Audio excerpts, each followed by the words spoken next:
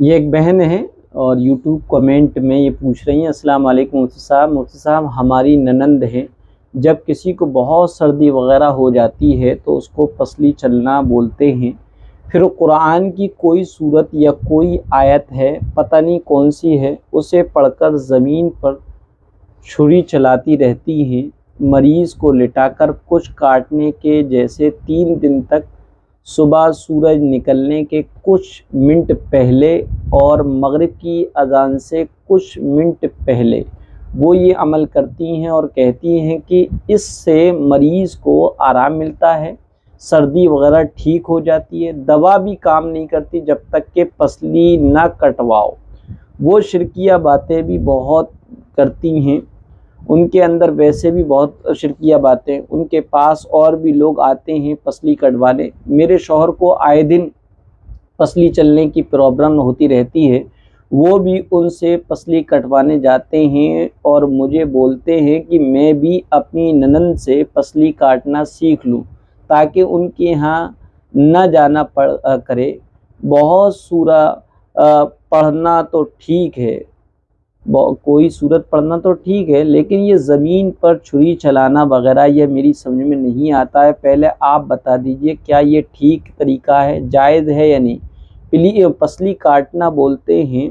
اس طریقے کو، تو اس کی کیا حقیقت ہے؟ کیا پسلی کاٹنا جائز ہے صبح شام سورج نکلنے اور ڈوبنے سے کچھ دیر پہلے، اور کون سی صورت پڑھی جاتی ہے یہ بھی بتا دیجیے گا۔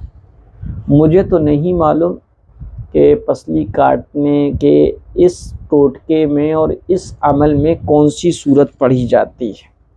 البتہ کوئی بھی ایسا طریقہ ہے جس میں شرکیہ الفاظ نہیں ہیں اور نہ ہی کوئی شرکیہ طریقہ ہے، اور اس طریقے سے نظر اتاری جائے یا کسی بیمار کا علاج کیا جائے،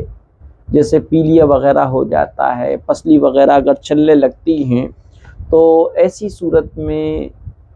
کچھ عمل کرتے ہیں بڑے بوڑھے، اور جیسے کہ نظر لگ جاتی ہے تو کوئی جو ہے 7 سرخ لال مرچوں کو آگ میں ڈال کر جلاتا، کوئی جو ہے پھٹکری وغیرہ سے نظر اتارتا ہے، تو درست ہے، لیکن سب کی شرط یہی ہے کہ اس میں کوئی شرکیہ کلمات نہ کہے جاتے ہوں، قرآن کی کوئی آیت یا صورت پڑھی جاتی ہو۔ اسی طریقے سے یہ جو عمل ہے، پسلی کٹنے والا عمل ہے، اگر اس میں واقعی کوئی صورت پڑھی جاتی ہے اور جو آپ کی ننند پڑھتی ہیں وہ بتا سکتی ہیں کون سی صورت پڑھتی ہیں، اور جو چھری سے اس طریقے سے کچھ کاٹا کوٹی کرتی ہیں وہ،